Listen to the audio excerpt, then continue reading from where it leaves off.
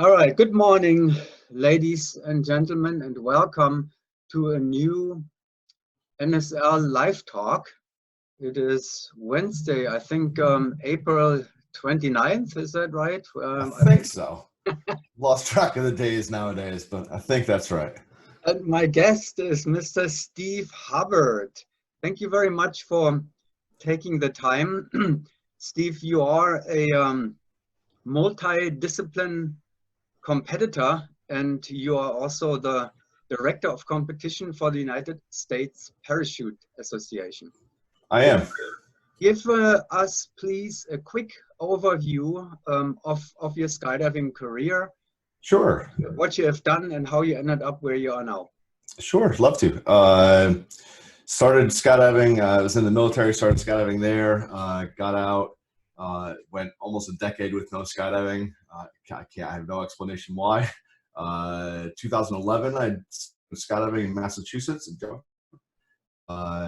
Moved to DeLand, Florida. Well, moved to Florida anyways, in January of 2012. So just 6 months after I started skydiving, I was hooked, ready to dive full in, wanted to get the epicenter of skydiving. So I came to Florida. Started working in the industry, worked for Mirage. I think I started there probably in 2013 or so. I can't remember exactly the year there. But spent several years, probably about 4, 5, 6 years in the industry. Then I worked, and then I USPA, working for my predecessor, Randy Connell. And then for jump-wise, I've got 4,000 jumps, D-licensed, AFFI, coach-rated. As you said, multiple discipline. I've competed in FS and wingsuiting, both at nationals, and then I was also a member of this parachute team that went to the first World Cup of wingsuit performance flying back in 2015. I've set a FAI world record. I've been a part of an FAI world record. I've set a FAI North American continental record in wingsuiting. Also a wingsuit rated judge, at FAI level wingsuit rated judge, and a nationally rated speed skydiving judge. I think that's about it. That's a pretty large portfolio there. And when you consider that it's only started in 2011, I'm pretty proud of what I've done in a short amount of time. Yeah, you have some experiences with formation skydiving competition too, and we share some of that. But in your job as the USPA Director of Competition, of course, you have much more to take care of. I do deal with formation skydiving competition, as you know, while you are covering the whole agenda in skydiving competition. So anyhow, I'm going to nail you down only to a formation skydiving competition this time, I hope. I figured as much. I don't see you asking too much about artistic events, huh, Kirk? I hope it will make it a little bit easier for you, actually, because it's only one topic. Me too. And the topic is World Meet, USPA Nationals, coronavirus crisis, sure, and all of that. So let's begin at the beginning, which was the whole situation right now began when the FAI ISC announced the decision that the Mondial 2020 will not take place. It is postponed or rescheduled for August 2021. Yes. USPA had an incredibly quick response to that because it was posted, I believe, 3 or 4 days ago. Next day, USPA was ready to make a decision how to deal with this situation. How could you do it? So you must have been ready for it. So the decision to reschedule has been obviously a very drawn out decision. It took a lot of time. There was a lot of people involved. It wasn't just the ISC. It wasn't just the FAI. It was a joint decision with the host, the Russian Federation, the host of the drop zone, Andre Barabash, Jillian Rayner with the ISC, all the FAI. Everybody was involved but because it has much bigger implications, because if you cancel it or reschedule it, it affects other things, namely existing competitions.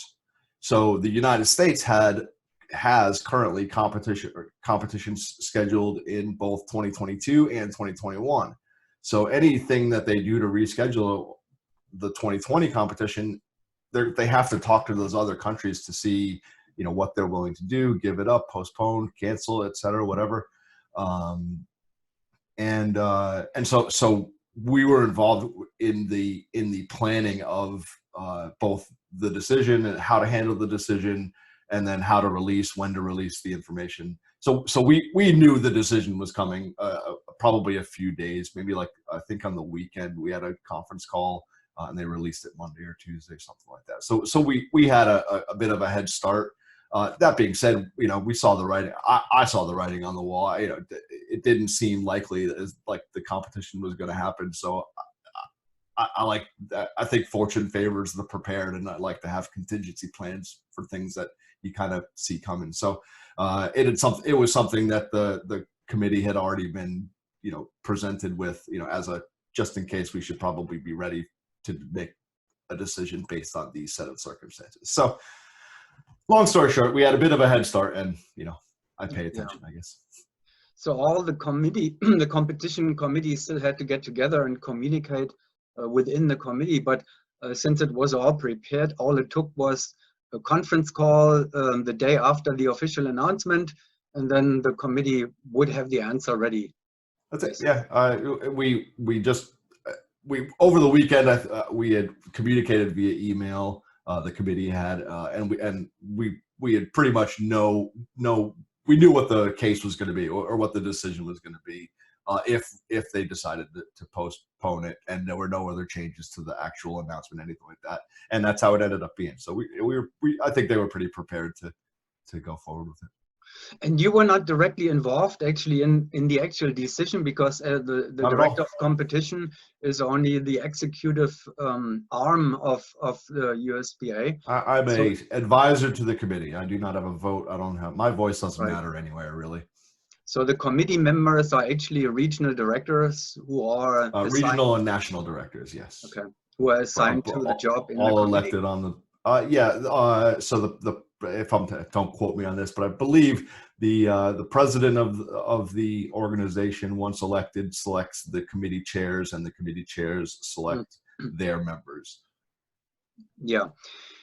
Okay, well then, but what you really know very well are the rules and the regulations and all this. That's your job, not to I hope so anyways.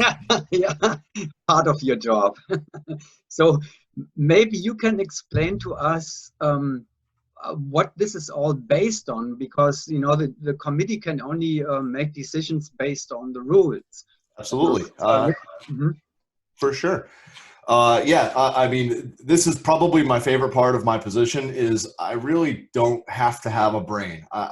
My default position is I go to the rule books. It's my Bible, so to speak. It tells me what I'm allowed to do. It tells me what I'm not allowed to do. It really provides the guidance for my position, and, you know, for other things outside of that. But in this, Chapter 4 of the competition manual, and by the way, it's available on USPA.org/SCM, Skydiving Competition Manual, SCM. It's publicly available. It's up there. The most recent version is always kept up there. Caveat to that, the 2020 version is pending in the next few days. I'm almost done with it. It's been a bit of a whirlwind, so it's coming soon. But the rule that we're going to talk about here hasn't changed. Chapter 4 is the chapter that handles the U.S. parachute team and delegation roles, selection criteria, and support. It has the contract. It just gives all the guidance with regards to who the team is, how it's selected, how the management is selected, and gives the guidance based on that.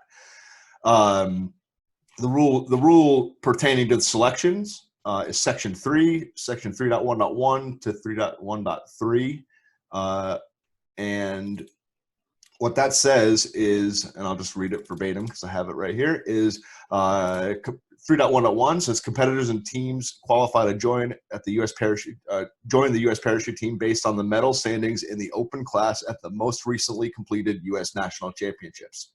So that, for this case, is a bit of a tricky situation, right? Because the selection of the 2020 competition, 2020 Mondial, that if it had not been rescheduled, was based on last year's 2019's USPA Nationals open class, like it says, most recently completed national championship. But when they reschedule the competition to 2021, and there's a nationals now this year, of course, in Zephyr Hills in November, and that would become the most recently completed U.S. national championship. So it's basically my marching orders with in lacking any other direction from the competition committee or board of directors is that I now have to scrub the team and we totally requalify at 2020 nationals this year. For a number of reasons that seemed a tough spot to take, tough position to take for the USPA. For me personally, it felt tough. I felt that, for a number of reasons, I think at the very least it's worth a conversation with the competition committee as far as is this how you guys want to proceed? Is this present the case and let them make the decision? Because there is a strong argument for both ways. Do we send the team best able to, absolutely best able to win the medals, or do we? And there's a mixture of both. As we had a good conversation yesterday, you and I, and we agreed that it could have gone one of 100 different ways, and so it was something that we had to discuss, or the committee had to discuss. I did leave one small bit.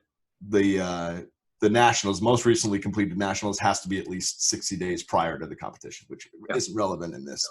But then, according to the rules, 3.1.3 does give the committee all the leeway in the world. It says, in unusual circumstances, a different method may be set out or used by the competition committee to select competitive personnel. I challenge anybody in the world to find a more unusual set of circumstances than a global pandemic that we're facing now. So how about 9/11? You're right. But there's been nothing since then, right? That's had this level of impact to our sport and our industry. No doubt. It's incredible. So so the committee it is well within its rights to basically select they could have said, well, we're going to take, they wouldn't, I'm sure, but they could have said, we're going to take 2 people from Arizona Airspeed and 2 people from STC Rhythm, and we're going to get the camera guy from the girls team, and that they could have done that. Great idea. There is no limit to what they could have done. I think would have done that. The French. I know, that's what we were talking about. So I think they did the most logical thing. I think to me, the peace of mind I think it gives this year's team, or the team that is going, to not have to worry about getting through 2020 and figuring out how to cram in a training schedule between now. I think it's the right decision. I hope the general competition field feels it's the right decision. In the end, it's the decision that's made, and it's how the team is being put forward. So we hope everybody understands at least the thought process behind it. Yeah, peace of mind and time. It gives them time too. Course, so that's they have almost a year and a half to prepare for. I think it's good. Yeah. We'll talk about the athletic part of that in a little bit. I had 2 guests, from the 2 experts out of the formation skydiving community, Gary Smith and Joey Jones, who really know much more than you and I together probably about formation skydiving competition. So they had interesting, aspects too, but I'm curious now what we do not know. We know the routes. You explained them very well. Thank you, Steve. we know the options which you had or the committee had, which were kind of opposing each other. You know, one was there to say this year's nationals, and the other one is unusual situation and circumstances, and do whatever you want to do, more or less. But what we do not know at this point in time is what was the actual reasoning for, I mean, we know peace of mind and time now, but you probably know much more than I do and that anybody else knows what the committee actually discussed in specifically. The committee is a very interesting combination of former competitors, functionaries in the sport. Maybe you can quickly explain who sits in the committee right now. Absolutely. So to bring all those different positions and opinions together probably wasn't that easy. It wasn't, yeah. I probably my favorite thing about the committee is it is such a perfect cross section of what I think competition is. We have super high level competitors. We have FAI level judges. We have people that have run competition organizations like NSL. So let me list off the members. The chair of the committee is Kirk Werner. It needs no introduction. None of the guys on the committee need it. None of the people on the committee need introductions. So you got Kirk is the chair. Albert Birchtold, Chris Wagner, Jim Reese. I got to make sure to get Larry Hill, Alex Hubbard, and I'm missing one person. Give me 1 second.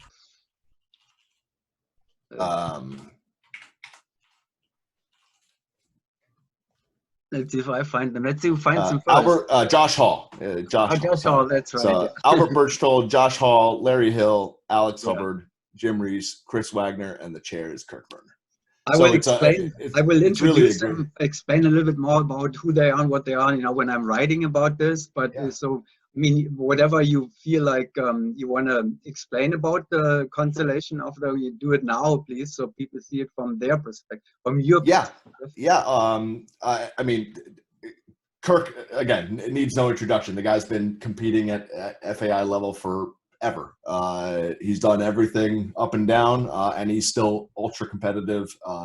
Won 8-way Open Nationals in that last year with his team. Is going to go forward and represent the USA next year at the Mondial up against the Russian team, which came to nationals last year and beat them. So it's a good little rematch. a little bit of drama there, you know. Josh Hall, former Airspeed member, Larry Hill, owner operator of Skydiving Arizona, Jim Reese, FAI level judge, 4-way competitor, Chris Wagner. I mean, we just have such a and Alex, of course, also a 8-way competitor and FAI level judge, and she's also on the bureau of the FAI, or excuse me, that's your wife, ISC. Yeah, my wife. Yeah. So it's just a collection of the perfect set of people to guide the competition element of USA, I think. So what did they discuss? Where, I mean, that's the main question. Now we know the members, but you know, how did they come to this? It's like a jury. You know, the jury, they go into the room, the separated room from the courtroom. Then they sit down, Deliberation, yeah. Yeah. And then, so nobody listens to the judges, but here we have an insight. You can tell us what the deliberations were in the committee. So I don't know how much I can really say. You kind of put me on the spot here, and I know you like to do that. It was probably easier than I think you might imagine to get everybody on board. There wasn't, I don't think, too much differing opinion, but there was definitely consideration of, you know, let's make sure we sit and say, like, look at the whole picture. what happens if we just go to 2020 nationals and reselect the team? What happens if we use other selection criteria? So everything was considered. It was very heavily discussed. I think the call went on for probably after a good round of emails. Probably, I think it was about a 90-minute Zoom call. So it was heavily discussed, and everybody had an opinion, and everybody weighed in. And in the end, it was a I think they were pretty set on it, I think. So, and once again, they had to look at all disciplines, not only, I'm only looking at formation skydiving competition, 4-way, 8-way, now airspeed XP8, SDC Rhythm XP, aviatrix. They are going now for the FS delegation, disregarding VFS. I'm not an expert in VFS. SDC Core will be the team going for US. So they had to look at, I don't know, did they look at the athletic side of the whole thing too? 90 minutes I couldn't tell you what exactly went through their heads. I'm not sure what each member considered it specifically, but it was I think I would represent that they definitely considered as much as I could think to consider. Yeah, so because I'm going back to this conversation yesterday now, where Gary Smith and Joey Jones said that the Belgian team, the world champions at this point in time, and USPA, and naturally, wants to win medals, for the country. I mean, who would not? They said that Hayabusa, the Belgian world champions, they are facing a personnel change this year, in the spring back. So they will have a step back somehow, naturally too, because a new lineup always moves the team backwards. First of all, we know that. Sure.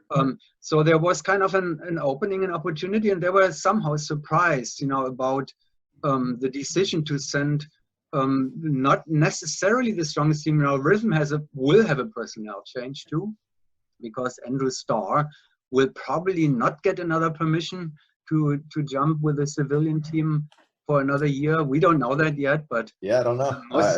Again, there's strong arguments for just on that decision. I mean, is the military going to say no? I think there's a chance that they don't say no. Who knows? Again, that's a decision for Rhythm to take when they get to that point in the season, or when that decision comes down. It's not.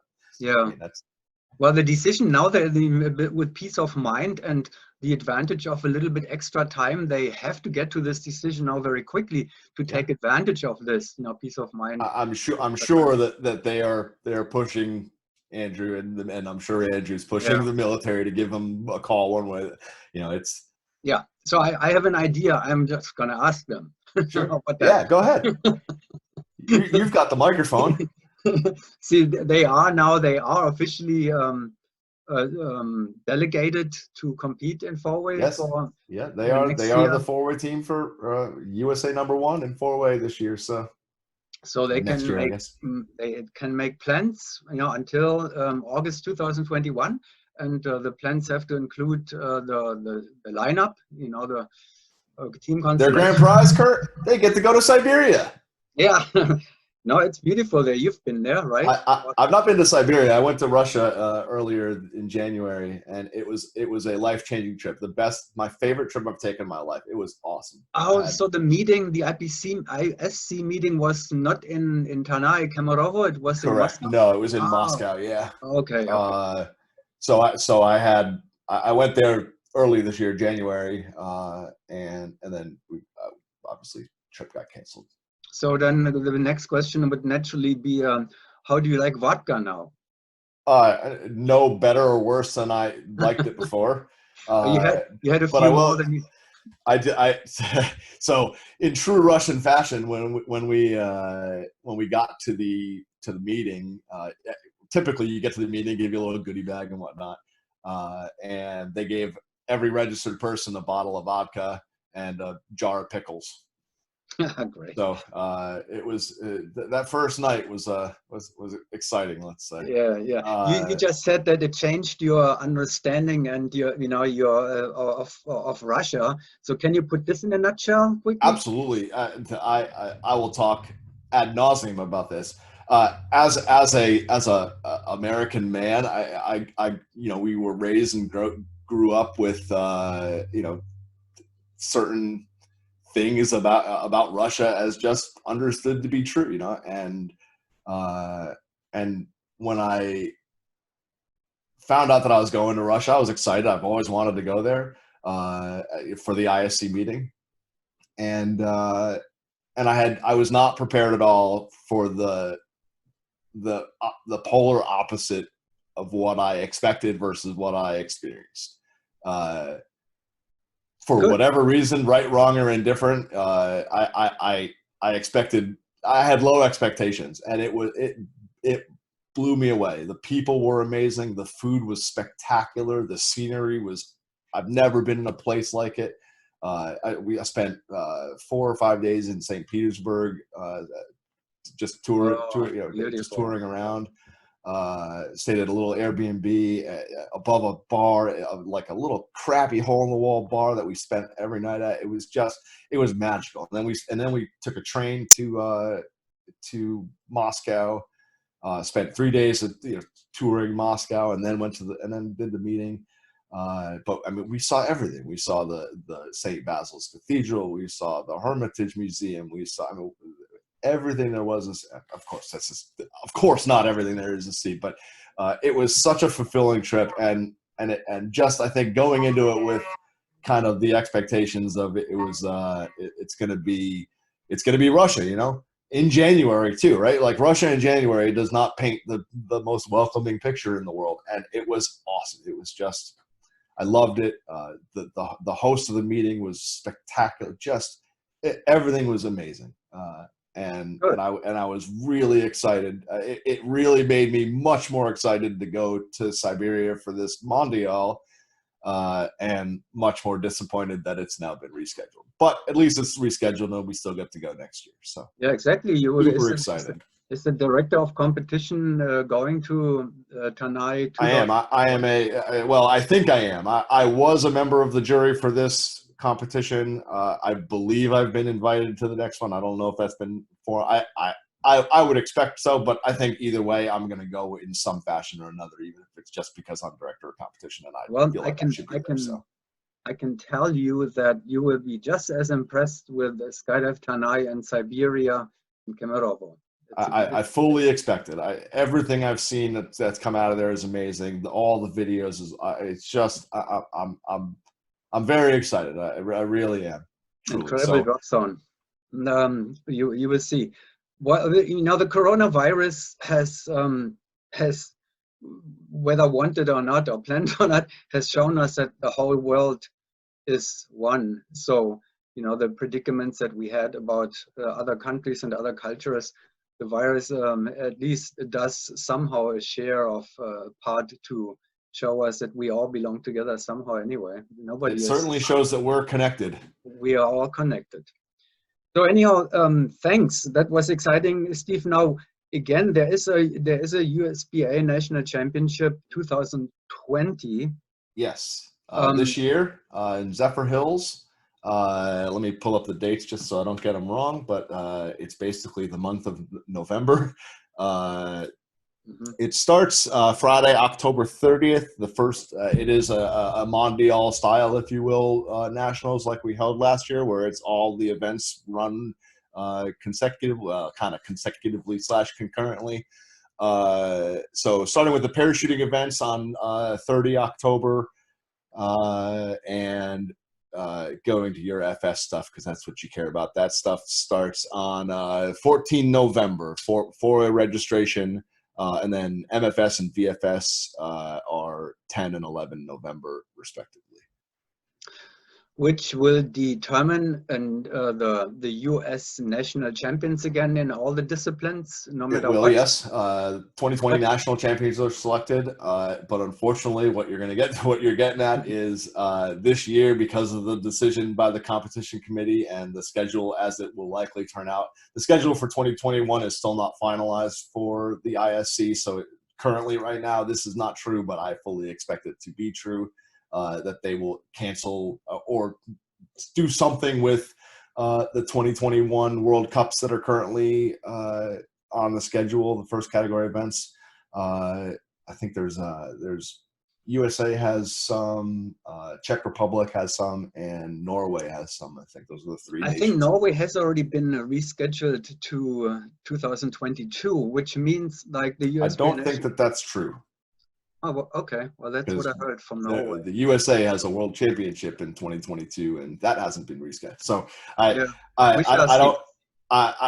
right now, as it stands, as I understand it, the 2021 or 2022 competition schedule is untouched. The 2021 World Cup competition schedule is untouched so far, and then the World Championship Mondial has been moved to 2021. So they have to do something there. But they have not announced. I have not seen an announcement officially that says that that's what they're going to do. Well, we also have an indoor world championship in 2021.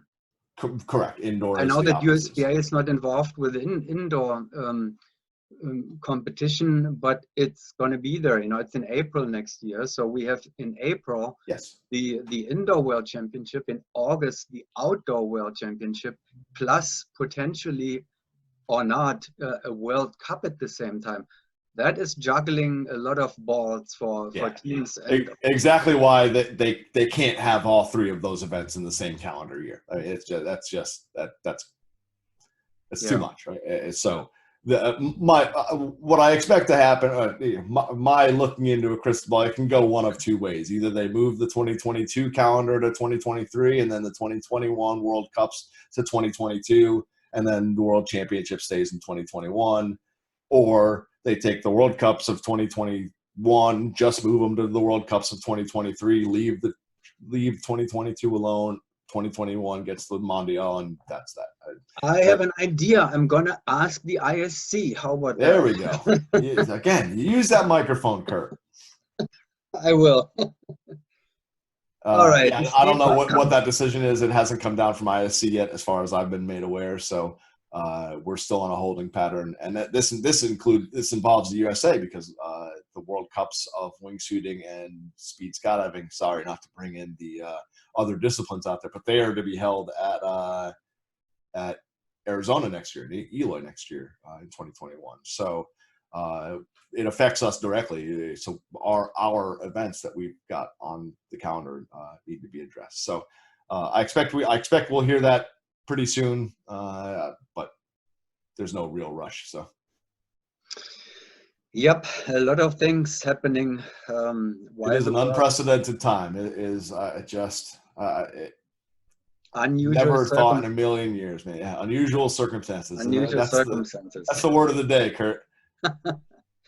All right, Steve. I think we are done with our microphones here now. So yeah.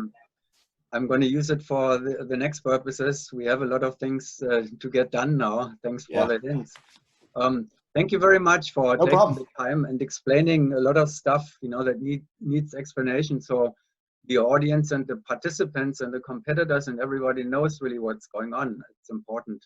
Yeah, I enjoy the transparency. I think it's important to me. I think that people know that the competition element, when I say we, the competition department of the USPA and the competition committee and the board of directors, everybody that helps run the competition side of things, that we are really trying our best, especially now, but always, to consider the best that we can for the competitors. And we get it right, we get it wrong. Well, we do it with the best intentions. And I think we got this one right. I'm happy that I got to be the good guy and not the bad guy for once in this job. It doesn't happen too often. So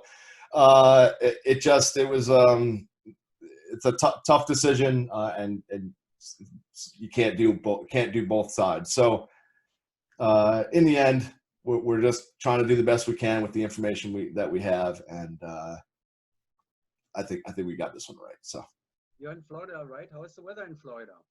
I'm behind a blackout curtain, so I don't know. It's probably really nice, I'm sure. Did you hear that? Looks like things are beginning to get back to normal. Did you hear the jump plane this morning again? I've heard it every morning. I live close to the drop zone, so I hear it most mornings. And yeah, they are flying. Yeah, well, they've been flying. They've been doing DRC. They've been doing military at CPS. I think is down doing some training, stuff like that. But I hear that the drop zones in Florida are planning to open this weekend. So that's what I hear too. I think we'll find out today whether they will be allowed to or not. I think the governor is expected to announce whether or what modifications to the stay-at-home order, if any, or lifting, whatever happens, and that will guide whatever happens with the drop zones. So, boy, it'll be nice to see some canopies in the air. I'll tell you, but man, it's still a crazy time. So. Yeah. In the end, I hope everybody's safe. Last thing we need is injuries or war. Yeah. So be safe, have fun, and that's about all I got. Thanks again, Steve. Thank you, Kurt. Stay healthy and well, and we'll be in touch soon again. And yeah, we should do this again. This is good. We may even see each other at the drop zone, right? Yeah. Who knows? I don't spend much of my time at the drop zones anymore. I'm too busy. So. Okay. Good day. Thanks again. All right. Take care, Kurt.